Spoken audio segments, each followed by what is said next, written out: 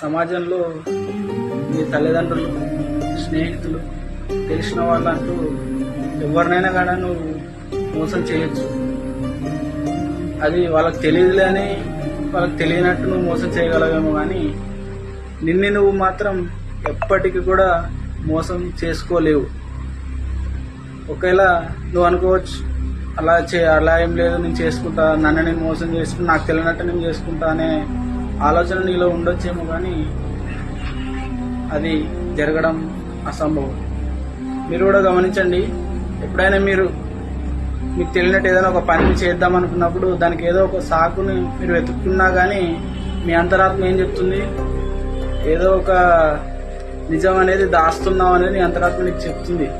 దాన్ని గమనించకుండా నువ్వు తప్పు చేసావంటే నీ యొక్క అంతం ఆన్నే మొదలవుతుంది.